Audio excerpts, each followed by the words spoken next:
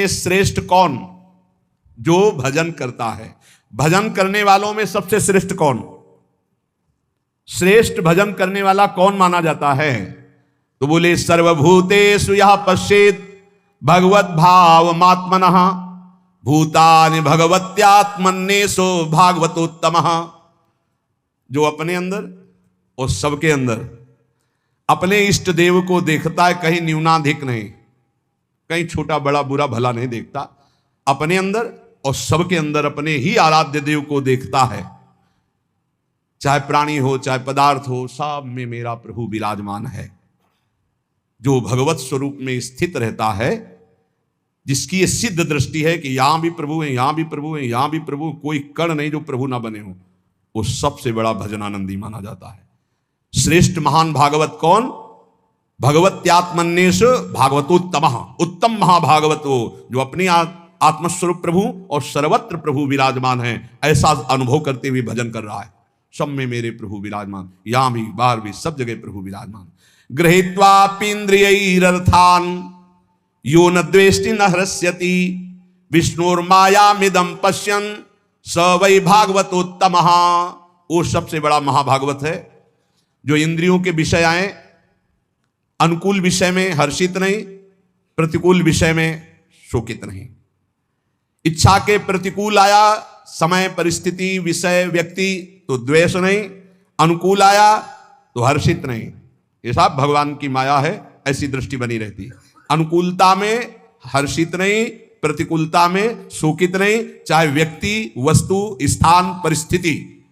अनुकूल व्यक्ति आया कोई हर्ष नहीं, प्रतिकूल आया गाली दे रहा अपमान कर रहा है, कोई शोक नहीं। ये भगवान की माया है, लेकिन भगवान तो सब में समरूप से विराजमान है।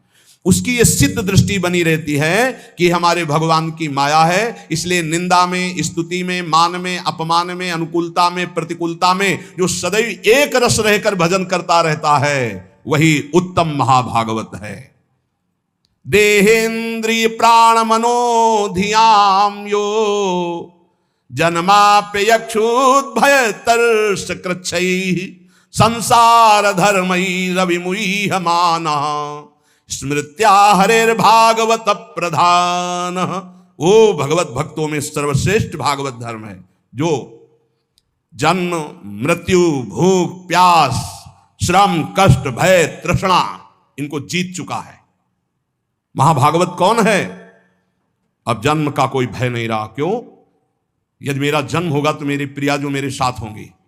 अब मेरा जन्म कर्म बंधन से नहीं होगा, अब प्रियाजू के साथ होगा। यत्र यत्र मम जन्म कर्म भिन्न नारके परमे पदे थवा राधिका रत निकुंज मंडली तत्र तत्र हृदय में विराधिता। भजन कभी नष्ट नहीं होता। अगर चूक हो गई किसी को भगवत प्राप्ति नहीं, तो अगला जन्म जो होगा महाभागवत के रूप में, वो ब्याज सहित भजन। जैसे हिरन में फंस गए तो अगला जन्म हिरन का, पर हिरन के ही रूप में ऐसा भजन हुआ, अगला जन्म ब्रह्मबोध संपन्न महापुरुष के रूप में। उन्हें कहीं वेदांत पढ़ना नहीं पड़ा, जन्म से ही ब्रह्मबोध। भजन ऐसा प्रभावशाली। जन्म का भी भय खत्म, पता नहीं मेरा जन्म हो कि ना हो। वैसे तो पक्का पता चल जाता है अपने को कि अब खत्म हो गया, अब नहीं होगा। अपने को जब पेट छक जाता है तो दूसरे से प्रमाण नहीं होता, जाने मोरी छाती, अब हमारी जगह नहीं रह गई, भर गया पेट, पता चल जाता है। ऐसे अपने को पता चल जाता है जन्म होगा कि नहीं, खत्म खेल, पता चल जाता है। और मृत्यु का भी भय नहीं। जैसे विशाल हाथी गजराज के गले से फूलों की छोटी माला टूट के गिर जाए, उसे पता न चले, ऐसे भक्तों की मृत्यु होती है। जन्मत मृत दुसा दुख हो, ये भक्तों को ऐसा कष्ट नहीं होता। जो जन्म पर और मृत्यु पर विजय प्राप्त कर लिया है, और जो भूख और प्यास पर, भूख प्यास ये व्यथित करते हैं, ये प्राणों का धर्म है, मेरा नहीं। धैर्य पूर्वक जो सह लिया गया। ऐसे जीवन में बहुत समय आए, बहुत समय, एक दो दिन नहीं, बहुत समय आए। प्रायः सच्चे कहते हैं, शायद आपको विश्वास न हो, वृंदावन के सिवा मुझे कभी रसोई में बैठकर भोजन मिला हो ऐसा पूरे जीवन में कभी याद नहीं। कभी कि ये ऐसे किसी गांव नगर में प्रवेश करके किसी रसोई में बैठना, गंगा का किनारा छोड़ना तो था ही नहीं। और काशी में तो घाट में ही किसी की रसोई में कि बाबा ऐसे बैठे हो गरम गरम बनता, कभी जीवन में नहीं ऐसा। कई कई दिन पर उत्साह ऐसा बढ़ता, मुझे भगवत साक्षात्कार करना है, इस बात का उत्साह किसी बात से फर्क नहीं पड़ता था। कभी ऐसे नहीं कि ऐसे बिल्कुल शोकग्रस्त कि कई दिन भोजन नहीं मिला तो नवीन उत्साह नहीं। जैसे भगवान रखते हैं, बहुत आनंदमय जीवन। और गंगा जी में हमने एक विशेषता पाई है, माँ गंगा का ऐसा जल है कि वो सब पुष्टता देता रहता है। कई कई दिन भोजन न मिलने पर भी शरीर हमारा कभी क्षीण नहीं हुआ, और एक दिव्यता रहती थी, एक पुष्टता रहती थी। कमंडल भर करके गंगा जल पिया तो ऐसा मानो माँ का दूध पिया हो, ऐसा बल उसमें रहता था। ये मतलब 10वें वर्ष का अनुभव है, 10वें वर्ष का अनुभव। जब लक्ष्य बन जाता है भगवत प्राप्ति तो भूख प्यास भी नहीं सताती।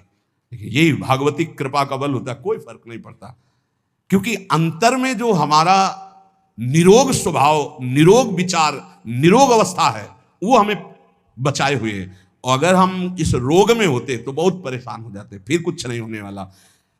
भूख और प्यास ये केवल लक्ष्य के बल से सहा जाता है, लक्ष्य का। और फिर जब आनंद की अनुभूति होती तो इसकी कोई चिंता ही नहीं रहती। परीक्षित जी कह रहे हैं महाराज श्री सुखदेव जी से कि एक दिन की प्यास ने इतना विकल कर दिया था कि ब्रह्म ऋषि ने आंख नहीं खोला तो मरा हुआ सांप उनके गले में डाल दिया। और कई दिन हो गए हमने ना अन्न पाया है ना जल पिया, क्योंकि आमरण अनशन व्रत है। पर यह भूख प्यास मुझे बिल्कुल कष्ट नहीं दे रही, क्योंकि आपके श्रीमुख से निकली हुई कृष्ण कथा अमृत पान करके मेरा हृदय आनंदित हो रहा है। फिर श्रम, किसी भी तरह का कोई भी श्रम आपको परास्त न कर पाए। दिन भर आप लगे रहें पर आपको ऐसा महसूस ना हो कि बहुत थक गया। अगर यह महसूस होता है तो दो बातें नोट कर लेना, आप ब्रह्मचारी नहीं हैं और आपका लक्ष्य भगवत प्राप्ति नहीं है। दो बातें नोट कर लेना। अगर दो बातें हैं, भगवत प्राप्ति और ब्रह्मचर्य ठीक है, तो यह शब्द नहीं आ सकता कि बहुत थक गया। शरीर स्वस्थ होना चाहिए। अगर रोग ग्रसित हैं तो बात अलग है। और कष्ट, भारी से भारी पीड़ा के समय भी एक आनंद की गुफा है अंदर। भजनानंदी महात्मा उस आनंद की गुफा में वातानुकूलित कक्ष में रहता है, बाहर आग लगी लगने दो। कष्ट की भारी स्थिति में भी एक आनंद की स्थिति होती है, जिसमें बड़े बड़े गुरुजन विराजमान रहे। पूज्य महामहिम श्री गुरु अर्जुन देव जी महाराज, गुरु तेग बहादुर जी महाराज, श्री ठाकुर हरिदास जी, प्रहलाद जी, मीरा जी, नरसिंह मेहता जी, ये बड़े बड़े महापुरुष उसी गुफा में, आनंद गुफा में मस्त है। बाहर से आग लगाई जा रही, बाहर से कष्ट दिया जा रहा है, विष पिलाया जा रहा है। वो आनंद गुफा आपके अंदर भी है। उसका दरवाजा खोल लीजिए, वो दरवाजा खुलता है नाम जप से। जब पहले पाप नष्ट हो, ज्ञान प्रकाश हो, अंधकार हटे, तो ही आपको दरवाजा मिल जाएगा। सोई अंदर चले जाइए, अपने स्वरूप में आ जाइए, कोई भय नहीं। नैनम छिंदन्ति शस्त्राणि नैनम दहति पावका न चैनम क्लेदयन्त्यापो न सोचयति मारुता। ये आपका स्वरूप है, कोई कष्ट आपको छू नहीं सकता। और फिर भय, भय किस बात का? सर्वत्र मेरा प्रीतम है, तो भय किस बात का? और तृष्णा, ये बहुत खतरनाक डाइन है तृष्णा। भोगे हुए भोग को पुनः भोगने की चाहत का नाम तृष्णा। ये मारे है पूरे संसार को। भोग भोग के मरने लायक हो गए, फिर भी भोग। शरीर जन्म मृत्यु, भूख प्यास प्राणों का धर्म, श्रम कष्ट इंद्री मन का धर्म, भय बुद्धि का धर्म, तृष्णा गलत स्वभाव। तुम कहीं हो ही नहीं प्यारे, क्यों परेशान हो? हट इनसे, साक्षी बन, दृष्टा बन इनका। पर यह दृष्टा गुरु कृपा से ही बना जा सकता नहीं। दृष्टि और दृष्टा सब घसीट लेगी माया। बहुत विचित्र है। दृष्टा बने हुए भोग करोगे, कहोगे हम दृष्टा हैं, फिर नरक भी मिलेगा, तब भी बने रहना दृष्टा। जो पुरुष, देखो ध्यान दीजिए, जो खास बात है, संसार धर्मई रवि मुह्यमानः स्मृत्या हरेर भागवत प्रधाना। जो भगवान के नाम की स्मृति में इतना डूबा हुआ है, इन सब का कोई प्रभाव उसे परास्त नहीं कर पाता। वही मां भागवत है। जन्म मृत्यु भूख प्यास श्रम कष्ट भय तृष्णा, किसी का प्रभाव नहीं। राधा राधा राधा। न काम कर्म बीजानाम यस्य चेतसि संभवः वासुदेवैक निलयः स वै भागवतोत्तमः। जिसके मन में किसी भी नवीन भोग भोगने की इच्छा नहीं है, जो कर्म प्रवृत्ति उनके बीज वासनाओं का नाश कर चुका है, जो एकमात्र भगवान के चिंतन में निमग्न रहता है, वो महाभागवत है। किसी भी भोग, अंदर खुद पूछो क्या चाहिए, जब कुछ उत्तर ना मिले, जाहि न चाहिए कबहू कुछ नहीं, ना उत्तम ना धम न सत ना सत, शांत, कुछ नहीं चाहिए। ये कब होता है? भजनानंदी महात्मा भजन में तृप्त रहता है, उसे कोई चाह नहीं रहती। जो एकमात्र भगवान में निवास करता है, भगवदानंद में, कोई नवीन भोग भोगने की इच्छा नहीं, कोई कर्म प्रवृत्ति का बीज ही नहीं, क्योंकि अब कुछ चाहिए ही नहीं। सब कर्म होते हैं कामना से, कामना से कर्म, कर्म से बंधन, फिर कामना, यही चक्र चलता रहता है। जो निरंतर भजन में इतना डूबा हुआ है कि कोई वासना नहीं, कोई इच्छा नहीं, कोई कर्म प्रवृत्ति की चाह नहीं, वो भगवत प्राप्त महाभागवत है। नयस्य जन्म कर्माभ्याम न वर्णाश्रम जाति भी सज्जतेस्मिन् अहम भावो देहे वै सहरे प्रिया। जो इस शरीर अभिमान से मुक्त हो चुका है, अपनी जाति कुल धर्म आदि का कोई अभिमान नहीं, सत्कुल में जन्म लेना, तपस्या, कर्म, वर्ण, आश्रम, इन सब के अहंकार से जो रहित है, निश्चय वो भगवत प्राप्त महात्मा भगवान का महाभागवत है। न यस्य स्वपर इति वित्तेष्वात्मनि वाभिदा सर्वभूत समाः शान्तः स वै भागवतोत्तमा।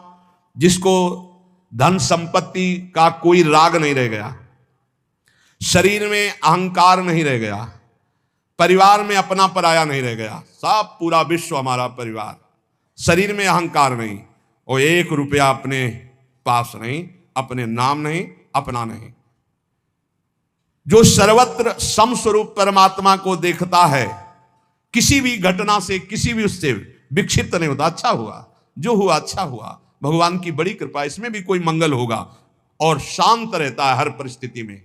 वो भगवान का उत्तम महाभागवत है, उत्तम भक्त है। त्रिभुवन विभव हे तवेप्यकुंठ स्मृति रजितात्म सुरादिभिर्विमिग्रयात् न चलति भगवत पदारविंदाल्लव निमिषार्धमपि यः स वैष्णवाज्ञः। ये विश्राम की तरफ सत्संग है, ये श्लोक को ध्यान से सुन लो।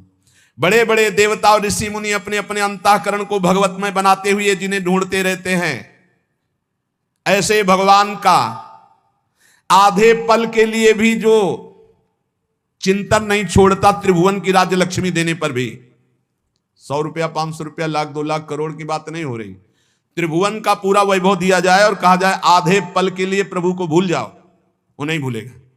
बोले ऐसे को महाभागवत कहते हैं। हमारी साधना की पूर्णता कहा है कि बड़े से बड़े प्रलोभनों में भी हमारा मन न जाए, भगवान के चिंतन में लगा रहे, वही महाभागवत है जो आधे पल के लिए भी त्रिभुवन की राजलक्ष्मी देने पर भी भगवान का विस्मरण ना करे। इसलिए अपने जीवन को विसृजति हृदयम नयस्य साक्षात् धरीर वशाभीतोप्यगहुघनासाः प्रणय रसनया धृतांगी पद्महा सा भवति भागवत प्रधान उक्तः।